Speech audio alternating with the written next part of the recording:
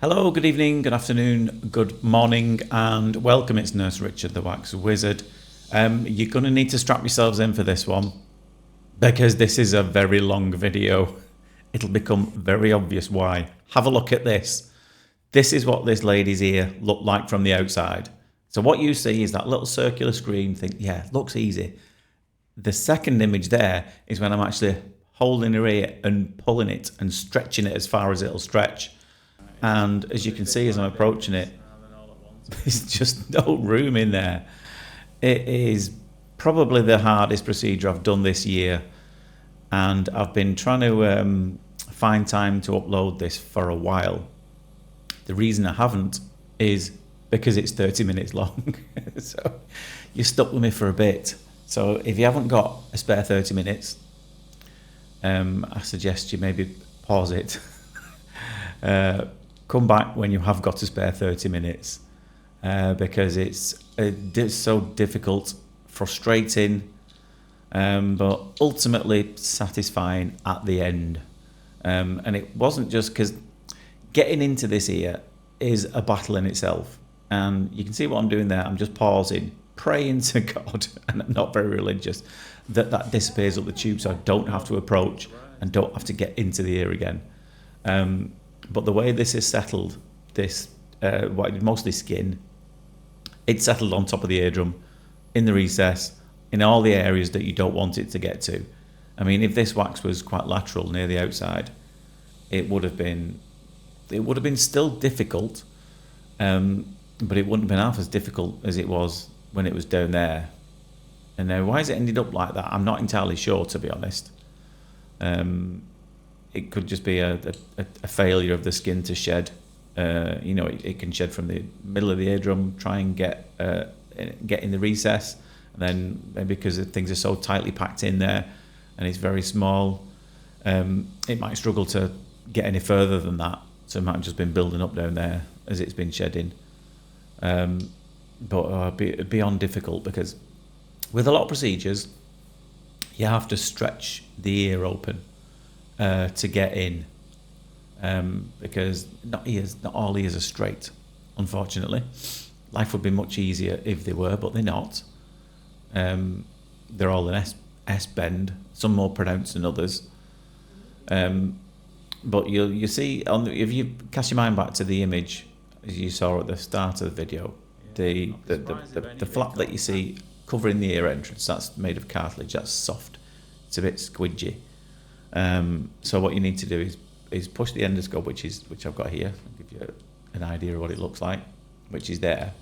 So I have to push that straight on into the ear. I have to hold the ear open to start with, and then slide this very slowly in. And I'm putting pressure in this ear on the right hand side, putting pressure on it to stretch it open. But because it is so tightly packed and so small, I'm really having to hold it with quite a bit of force, pulling to the right hand side to keep this open, to see what you can see here. But what makes this even more difficult is that alone isn't enough to get me the space that I need to get inside this ear. So what I've also had to do on many occasions is to actually use the suction tube. You can just see coming in there. Use that on the left hand side to pull that to the left hand side, so you're having to pull two things apart. Now having to do that is difficult in itself, but having to pull these things apart and then find enough movement to be able to wiggle things about down there, it's nigh on impossible. It is beyond difficult. I can't begin to even tell you how hard it is just to get to the point that you can see here. Anyway, that's me making my excuses for why this video goes on for so long. You'll just have to take my word for it. Absolutely no way you can entertain getting anything other than a fine end suction tube down here. Unfortunately, you're really limited. Way too dangerous to get any kind of tools all the way down there. I'm not saying it's impossible. Some might attempt it. If the patient was anaesthetised, I'd probably have a go, but that's not the case. They're all awake. They can all feel things. They can all move. So you just have to grin and bear it sometimes. And obviously, if I'm a little further out, I think I did use a slightly bigger tube then, only slightly. But because that's a tiny little bit bigger, I now haven't got room to put the endoscope in. So that's why you're seeing this white reflection on either side, which is the outer part of the ear. I'm trying to force the camera in there, but I literally can't fit it. There's just no room. The other one was very difficult for another reason. It wasn't quite as small, it was still tiny. But it was difficult because there was a huge chunk really trapped in the recess. And it's one of them that when it comes out, you're like, "Whoa, I didn't know all that was hiding down there." And so that's the second ear that you're going to see. And not only difficult, the way it's coming out, it just comes out because it's skin, the majority of it. It only comes out like a flake at a time as you're able to separate it because it's so tightly packed in. When you're peeling it away, it doesn't stay together. It just only comes away in one little section, one little portion, flap of skin at a time. So you've got the perfect storm here, really. Did consider oil, but this lady is a hearing aid wearer as well, and she relies very heavily on them. And when that's the case, I try and avoid oil if I can. I think it would have made it a blurry mess anyway. Just putting one drop of oil in this ear, the visuals would have been nigh on impossible. It would have made it really difficult. And someone's got a hearing aid, you try and keep the ear dry as well, because obviously you get the hearing aid in, it gets oil on it, it might damage it. And you can already see the central part of the eardrum, can't you? So that's always my main aim to start with, to expose as much of the eardrum as you can. And we can already see a bit of it, but nowhere near enough, sadly. And I know you might find it frustrating, but hey, it is what it is. Welcome to my world. These ones are usually last appointment on a Friday. I can't remember whether this one was or not. Again, I'm just waiting there to see if it stays up the tube. Yeah, me and the members have a bit of a running joke going that for some reason, and this tends to happen in all of healthcare really, that the last appointment of the day on a Friday, more often than not, the most difficult one. I don't know why that is. Whatever you want to call it, Sod's Law, Murphy's Law. It's just typical sometimes of my luck. Now this lady was an absolute trooper as well, because she had to be so patient and so still for a long time while I was trying to get this out. And I found what really helped her was being able to see it. And I find it's a godsend because there's a large monitor. I think it's about 40 inches just to my right there, and that's in front of the patient who is sat over there. And so the image on that you can see here from the endoscope, what I do, I cast that. It's like a smart chair, whatever you want to call it, screen mirror. That's it. It's different depending on what software you're using. Or what device. Yeah, it's a screen mirror, so it casts that image there. So not only obviously I can see it, the patient can see it, but it really helps them because helps them to keep still. And if I didn't do that, we'd be 10-15 minutes into a really difficult procedure like this, and the patient would have every right to say, "What's going on? Why is it taking you so long?" But since I started doing this, not one person has questioned why it's taking so long. They can see why it's so difficult, and they can also, it really helps them to keep still, because they end up just fascinated, just staring straight at it. Because I give people the option of whether they want to watch what I'm doing or not, and almost everybody. I think there's only been one this year who said, "No, I don't want to see it. I just want to sit here, get it out, and go." I think they were in a rush. It's just a quick procedure anyway. But yeah, everybody enjoys seeing it. Even those who think that they won't, they do enjoy seeing it. And I've heard it described all kinds of ways. The most the most common one I get is people say, "Oh, it's like an alien or something, isn't it?"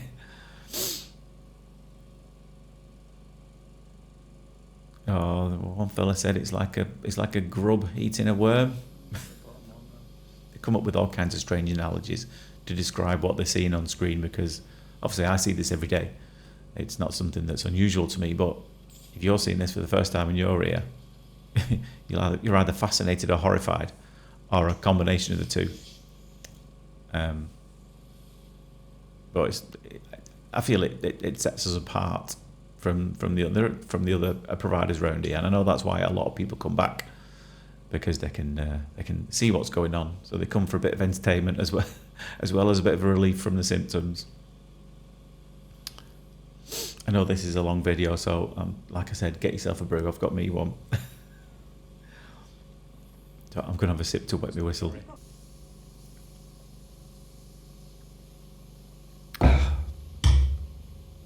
Lovely. Yorkshire tea again. Get in touch, Yorkshire tea. If you want to do a brand partnership, I'm well up for that. Send me a box of free tea bags and I'll do you an advert.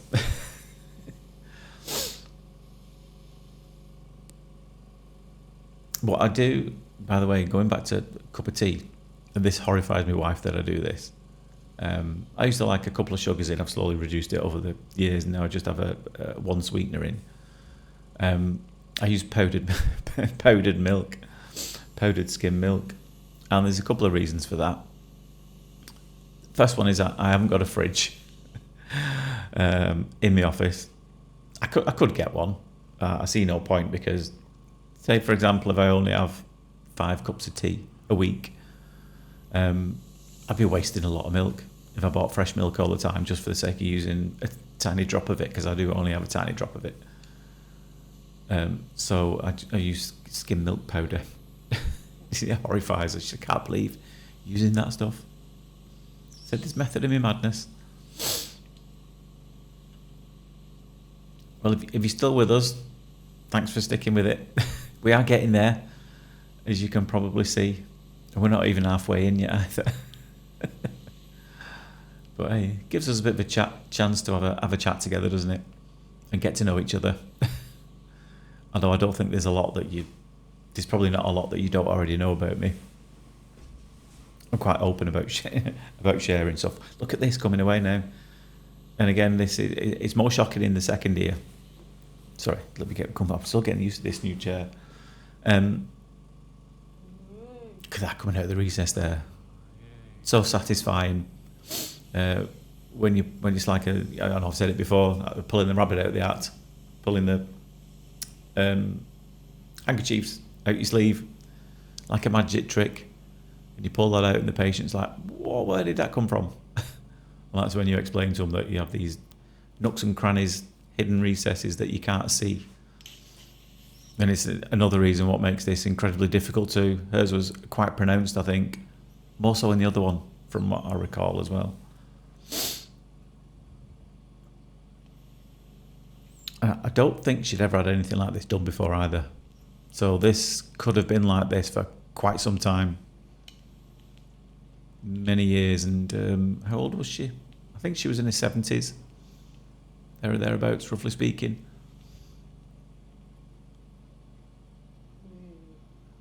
Yeah, again, tube blocked. This is the problem, because I can only use the small tubes.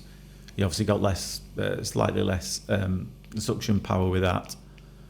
And it gets blocked a lot easier. Doesn't take much to stick in the end of that tube and get stuck there. But yeah, it's pretty prehistoric, I think, some of this stuff down here. And it's very difficult to get to it. I think we got... I was delighted with everything we did get. Some bits were nigh on impossible to get. I think there was a tiny little bit left in this. Not much, but a tiny little bit.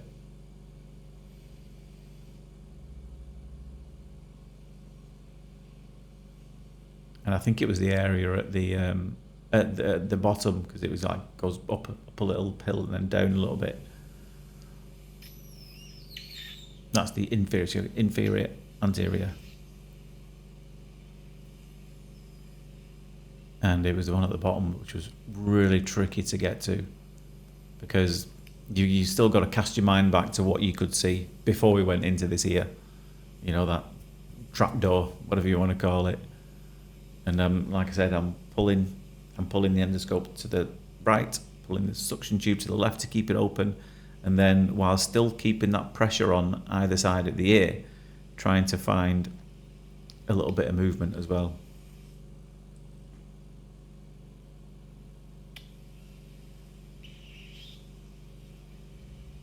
Would have been quite straightforward to irrigate this ear, but I didn't think that was the right thing for this patient. There are a few patients who you probably shouldn't irrigate an ear with. And I mean, I couldn't see this lady's eardrum at all. And you know, you always wonder what's going on behind any wax before you decide to irrigate. And try and avoid it in older people, because there's more chances that they'll develop an infection, more chances that it'll be uncomfortable, or slightly higher risk of perforation. Older eardrum, it's not going to be as strong as a younger one, mostly. All right. And it's more likely to be slightly, even if there's no proper health conditions that say they're immunocompromised, they will be more likely to be immunocompromised. You know, the body's not great at fighting back from things when you get a little older. So yes, I could have irrigated it, but I didn't think it was the right thing to do for this lady. And there is probably an element of inflammation, not really infection here, but you can just tell from all the dry areas that there's certainly been a fair amount of inflammation over the years. And so there that one was. So, you know, not every little speck was got out of it, but absolutely more than enough. She was absolutely delighted at the difference. You know, I think there was actually more in this, but what made it just as difficult, so I think I could use a slightly bigger tube here, because the entrance wasn't quite as slam shut as the first one, but it wasn't far off. I do think we needed some oil in this as well at some point. But yeah, this tough stuff, this. And again, it just keeps separating away. Again, not an ear you can fit a tool into, not safely anyway. And what was fascinating about this one was when we get a bit further in and you're left with the plug sat on the eardrum, you can see on many occasions the eardrum's flexing with it. So it's actually stuck to the eardrum. And that does make me a little nervous when that happens. Okay? So here I've put the oil in, so you can see, yes, it is still small. It's not quite as pronounced as the other one, but it is a bit of a letterbox. I've had quite a few of these recently, and then again, this is the problem. And I knew I would have had this problem probably a bit more severely in the first year if I'd have put oil in that one, because the oil's attracted to the suction tube. It just goes all over the place, and it makes it really difficult to see. You've got to keep coming in and out of the ear, keep wiping the oil off the end of the camera. It just makes it really difficult. I think that's why I've left that in there. And it's worse in smaller ears, because you only need a couple of drops in there and it's just flying all over the place. So I'm trying desperately to hoover up any excess oil before we try again. And so yeah, I've clearly come out again there. Give the endoscope a wipe, and not quite got my focus right from the looks of it. You'd have to change that every time. Well, if you want a really clear, nice image anyway, because on the endoscope you have two settings. You have a light adjustment, make the light brighter or duller, and then you have a focus bar, which you literally scroll up and down. And at different points in the procedure, you might be nearer to something, further away from something. There'll be a different colour pointing at you, and so each time, well, I do. I know not everybody does, but I try and get a clearest image, not just for me, but for you guys as well, as clear as image as possible. And so you have to readjust those two things almost every time you enter the ear, because you'll be faced with something slightly different. And you know, doing this using endoscopes isn't easy, but that's one of the other reasons that I don't think it's talked about much, which makes it even more difficult, is getting the visuals right. Because you don't have these problems if you're doing it the other way with an ENT operating microscope or little microscopes over the eyes. You don't have that problem. But there's still nothing that beats an endoscope, that's for sure. It's not for everybody. I know a few of my colleagues who have trained and just simply weren't able to do it, didn't have the dexterity to be able to do it. It is tricky. And we're all still learning, you know.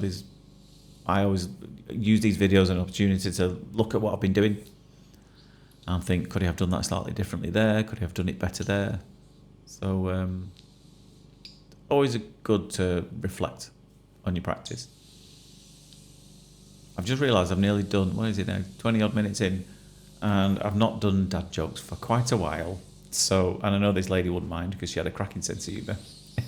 So let's just get a few out of the way, shall we? And if you're watching this video for the first time and you're thinking, what is he talking about? Look at this. I was hoping that would all come out, but oh no, it didn't. About a year ago, I told a couple of daft jokes in one of my videos, and people said, "Oh, you should do that. You should do that more, because we're here for a bit of fun as well as being entertained and learning stuff as well." So let's get on with a couple. I haven't planned any of these. Let's have a look, see if I can find any decent ones. And again, people keep sending me books, so thank you to whoever got me this book, because there's only so many I can remember in my head. I think I've told all the ones that I know off the top of my head. So, first one here. Just spent $300 on a limousine. Discovered that the fee doesn't include a driver. Can't believe I spent all that money and have nothing to chauffeur it. Chauffeur it. Very good. My wife and I were up all night arguing about the laundry. At 2 a.m, I folded. Like that. We don't argue about the laundry. It's just accepted that that's something that I do. And I know I can say that because she doesn't watch these videos. This is a good one. This is quite true as well. Arguing with my wife is like reading a software license agreement. In the end, I ignore it all and click, I agree. That's so true. Who reads all of that? You know, if you get a software update, you'll have all had this on your phone, and you're scrolling through it just to reach the little bottom bit at the end where you click, you've agreed. Who knows what we've agreed to? It could be anything for all we know. In fact, I think Apple have put, someone tell me if this is true, Apple did put some ridiculously daft things in some of them, just to check if anybody actually read them. This is an old one, but a gold one. At the Olympics, I saw an athlete carrying a long stick and asked him, "Are you a pole vaulter?" He replied, "No, I'm German, but how do you know my name's Walter?"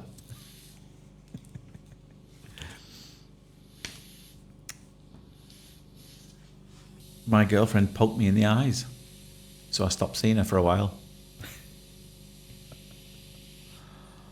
A couple more. Why did the French only use one egg when baking a cake? Because one egg is enough. Enough. Why do all beaches smell of urine? Because the seaweed. That is an old one, but a gold one. Now, we're at this point here now where, as I was talking about before, you're going to see some flexing. You might already have. But this thing is so firmly adhered to the eardrum that you can already see it there, can't you? Oh, look at it peeling off. Now, I didn't really realise how close I was to the eardrum until obviously I saw it. but I'm having to hold it there in place for ages just to get a decent grip so it builds up power. Because if you don't know, when you get a full seal on the suction tube, that's when the power increases. The motor's got to work harder in the suction machine. So when you completely occlude it, then that's when it's got its most suction power. Like when you stick your hand over the end of a Hoover attachment, you lit the Hoover, increasing in volume. Same theory. But because this stuff's so thick and it's so stuck to the eardrum, I'm having to put it on it and hold it in place for ages while it's building up. But it's just not budging. I think I may have put some more oil in there. Again, problems with small ears is hard to actually get the nozzle in of the spray, so you can squirt some in. So very often, you can be squirting away. They'll be just dribbling down all over the place, and not a lot, if any, goes inside the ear canal. That happens quite a lot.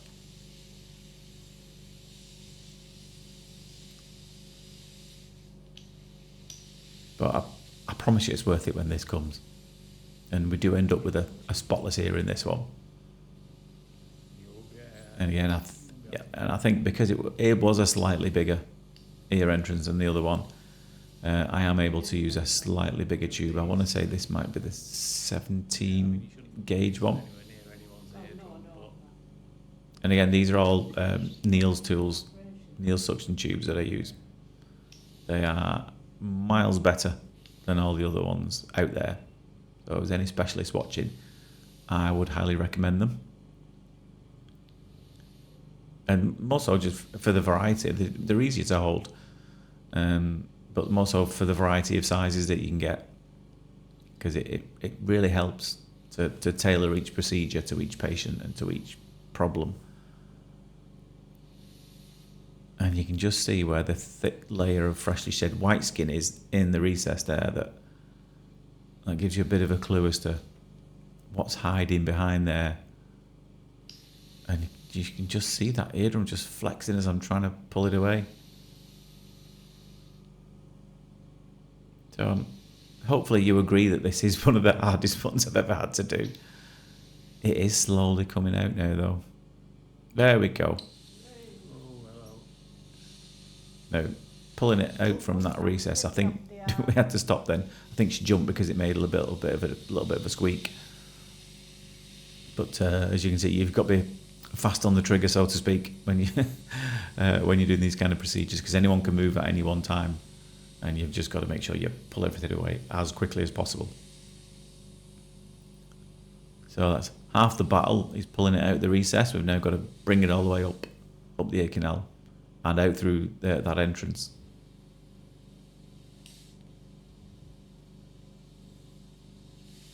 It's clearly been there a long time. You can tell that from the colour of it. And here it comes. Got a decent grip there, so I'm just going to let go and readjust. And pull this all the way up. I hope you have enjoyed this anyway. If you have, please feel free to subscribe to the channel. There'll be buttons somewhere. Or follow it, whichever platform you're watching in, be that TikTok, Instagram, Facebook or YouTube. You can follow the channel, subscribe to it. I would really appreciate it. That really makes my day. And it helps these videos to get seen by more people too. Because there's a lot of weirdos out there who like this kind of thing. So just pressing like or subscribing to the channel means that a lot of the other weirdos can find you weirdos too. And out that pops. Oh my God. Finally. And let's have a look at that. There you go. Happy with that. Delighted, in fact. So yeah, after that, I think I went down for a lie down in a very dark room for a good while. Took some getting over that one. And I think I may have even gone home and had a couple of glasses of wine as well. Was needed after that. But anyway, I hope you enjoyed that. And like I said, feel free to follow, subscribe to the channel, press the like, all that, etc.